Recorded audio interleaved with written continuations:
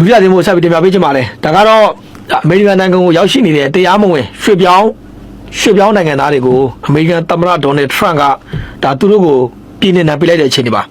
ါပြည်နှင်ပေးတဲ့အခါမှာသူတို့ကဒီမူလနိုင်ငံကိုမပို့ဘဲနဲ့ဒီတောင်ဆူဒန်နိုင်ငံကိုပို့လိုက်တယ်ဗျာပို့လိုက်တယ်အဲ့ဒီမှာကျွန်တော်မြန်မာနိုင်ငံသားတွေပါတယ်မြန်မာနိုင်ငံသားတယောက်ပါတယ်ပြီး BNN နိုင်ငံနဲ့အခြားသောနိုင်ငံတွေပါတယ်အားလုံးကျွန်တော်တို့သူပို့လိုက်တာကအားလုံးကျွန်တော်တို့ဒီနိုင်ငံတကာသတင်းတွေမှာဖော်ပြထားတာကဒါဇင်ခန့်ရှိတယ်လို့ဖော်ပြထားတယ်အဲ့မှာကျွန်တော် The Guardian သတင်းစာကမေလ20ရက်နေ့မှာဖော်ပြထားတယ်အဲ့မှာကျွန်တော်မြန်မာနိုင်ငံသားတယောက်ပါတယ် BNN နိုင်ငံသားတွေလည်းပါတယ်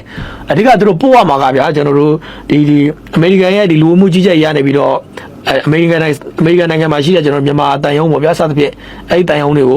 ုဒါကျွန်တော်တို့ဒီအလွှဲပြောင်းတွေလုပ်ပေါ့ဗျာအလွှဲပြောင်းတွေလုပ်ပြီးတော့ဒါဒီမြန်မာနိုင်ငံကိုပြန်ပို့ရမယ်အနေထားပေါ့ဒါသူ့ရဲ့လှုပ်ထုံးလုံးဒီ BNN နိုင်ငံဆိုရင်လည်းပဲဒါအမေရိကန်နိုင်ငံဆိုင်ရာ BNN တန်ယုံကိုဒါဆက်သွယ်ပြီးတော့ဒါဒီမှာမင်းတို့နိုင်ငံသားတွေရှိတယ်ရောမင်းတို့နိုင်ငံမင်းတို့ပြန်ခေါ်ဗျာစသဖြင့်ငါတို့လွှဲမယ်ပေါ့ဒါဆိုရင်ဒီ BNN ကလက်ခံမှာသို့တော်လည်းပဲအဲ့လိုမလုပ်ဘဲနဲ့ဗျာအဲ့မှာတောင်ဆူဒန်နိုင်ငံအကုန်ပို့လိုက်တာအဲ့တော့ဗျာကျွန်တော်တို့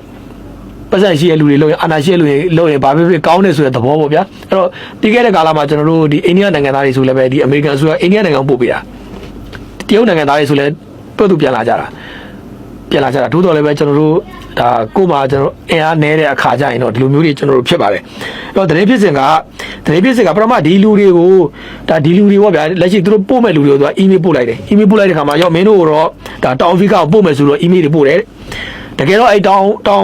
်အာဖရိကကိုမပို့ဘဲနဲ့တကယ်ပို့တဲ့နိုင်ငံကတောင်ဆူဒန်ဖြစ်နေတယ်လို့ဒီအမေရိကန်မှာရှိတဲ့ရှေ့နေတွေပေါ့ဒီ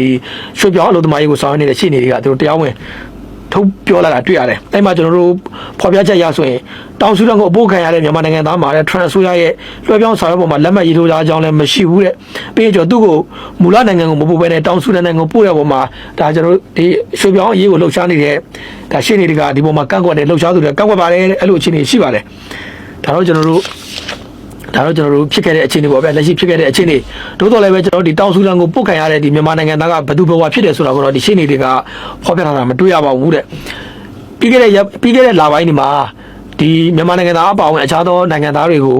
သူတို့ကိုတက်ဆက်ပြီးနေမှာရှိတဲ့ဒီထိန်းသိမ်းရေးစင်တာမှာသူတို့ထားပြီးတဲ့နောက်ပိုင်းမှာအဲ့ဒီကနေတော့လေနဲ့ကဲ့တယ်လေဆိုင်ပြီးတော့တောင်ဆူဒန်နိုင်ငံကိုပို့ပါတယ်တဲ့ပို့တယ်ပေါ့ဗျာအဲ့တော့ဒီတောင်ဆူဒန်နိုင်ငံကနေပြီးတော့တောင်ဆူဒန်နိုင်ငံကိုရောက်နေတဲ့ဒီမြန်မာနိုင်ငံသားပေါ့အဲ့တော့သူ့ကိ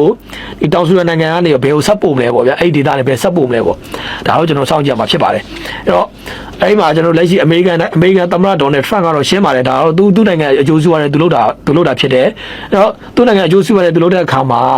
ဒီသူရဲ့နိုင်ငံတွေကိုတရားမဝင်ရောက်လာတဲ့နိုင်ငံသားတွေအားလုံးကိုပြန်ပို့မယ်ပြီးတော့ကျွန်တော်တို့ကိုယ့်ရဲ့အသိစိတ်နဲ့ကိုနိုင်ငံကိုပြန်မဲ့လူဒေါ်လာ1000ပေးမယ်ဥပမာကျွန်တော်ကအမေရိကန်နိုင်ငံကိုကျွန်တော်ရောက်နေတယ်ဘယ်လိုပုံစံနဲ့လဲရောက်အဲကျွန်တော်နိုင်ငံကျွန်တော်ပြန်မယ်ဆိုအမေရိကန်ရဲ့ဒီလူဝင်မှုကြီးကြပ်ရေးကနေပေးလူဝင်မှုကြီးကြပ်ရေးဌာနကနေပြီးတော့ဒါအဲဒီတွားပြီးအကြောင်းကြားတဲ့သူဒေါ်လာ1000ပေးတယ်လို့ဒါနိုင်ငံကသတင်းမှာဖော်ပြထားတွေ့ရတယ်အဲ့တော့လက်ရှိတော့ကျွန်တော်အမေရိကန်မှာရောက်နေတဲ့ဒီ NUG စစ်သွေးကြွအုပ်စုတွေဘယ်တော့ပြန်ပို့ခံရမလဲဆိုတော့ကျွန်တော်တို့လေးစိတ်ဝင်စားဖို့ကောင်းတယ်လက်ရှိကျွန်တော်တို့ဒီနိုင်ငံရေးခုလုံငွေစသဖြင့်အကြောင်းမျိုးနဲ့အမေရိကန်ရောက်နေတဲ့ဒီမြန်မာနိုင်ငံသားတွေများစွာရှိတယ်အကြမ်းဖက်လှုပ်ရှားသူတွေများစွာရှိတယ်အဲ့တော့သူတို့ရဲ့စက်တင်ကဘယ်ရောက်မလဲဆိုတော့ကျွန်တော်တို့လေးစိတ်ဝင်စားဖို့ကောင်းတယ်လက်ရှိကျွန်တော်ဒီထိုင်းမြန်မာနယ်စပ်မှာရှိတဲ့ဒီ NUG စစ်သွေးကြွအုပ်စုတွေကတော့သူတို့ရဲ့ဒီဥဒေချက်ကတော့အမေရိကန်နိုင်ငံမဟုတ်တော့ဘူးသူတို့ကတော့လက်ရှိဩစတြေးလျနိုင်ငံပါဩစတြေးလျနိုင်ငံကသူတို့ရဲ့အိမ်မက်အဖြစ်သူတို့အကောင့်တွေပေါ်နေကြတာပေါ့လက်ရှိကျွန်တော်ချစ်သူဝေတို့ဒါချစ်သူဝေလည်းများတို့ပြီးတော့ကျွန်တော်တို့အဲ့မှာဒီပြကများဆရာဝန်တယောက်ပါပဲအမျိုးသမီးတယောက်ဟိုမှာ line ပေါ်မှာတက်ဆဲတယောက်အဲသူလည်းဩစတြေးလျပဲပြီးတော့ကျွန်တော်တို့ဒီမင်းမော်ကုန်းတို့လည်းတော့ဩစတြေးလျပဲသူတို့ရဲ့ဒီနေဗန်ဘုံရဲ့ဩစတြေးလျပေါ့ဗျာဩစတြေးလျကိုကျန်တဲ့နိုင်ငံတွေလက်မခံတော့ဘူးရခိုင်ကတော့သူတို့ရဲ့နိုင်ငံကသူတို့သွားခြင်းတဲ့နိုင်ငံအမေရိကန်လက်ရှိတော့ကျွန်တော်အမေရိကန်ကဒီဒေါ်နယ်ထရန့်တက်လာပြီးတဲ့နောက်ပိုင်းမှာသူတို့ပြောင်းလဲလာတဲ့ဒီလူဝင်မှုကြီးကြပ်ရေးဒါကျွန်တော်တို့အမိန့်တွေအရဒါသူတို့သွားလို့မရတော့သူရဲ့ရွေချက်ကကျွန်တော်တို့တစ်ဖက်မှာဩစတြေးလျနိုင်ငံဖြစ်လာတယ်ဒါတော့ကျွန်တော်တို့အမေရိကန်နိုင်ငံကတရားမဝင်ရောက်ရှိနေတဲ့မြန်မာနိုင်ငံသားအပါအဝင်နိုင်ငံသားအချို့ကိုဒါတောင်ဆူဒန်နိုင်ငံကိုဒါပို့လိုက်တဲ့အခြေအနေအဲ့တော့ကျွန်တော်တို့ဆက်ပြီးတော့ဒါဗန်ယောက်ဆက်ပုံမလဲပေါ့ဒါတော့ကျွန်တော်တို့တော်တော်လေးစိတ်ဝင်စားဖို့ကောင်းတယ်ဆက်ကြည့်ရမှာလည်းဖြစ်တယ်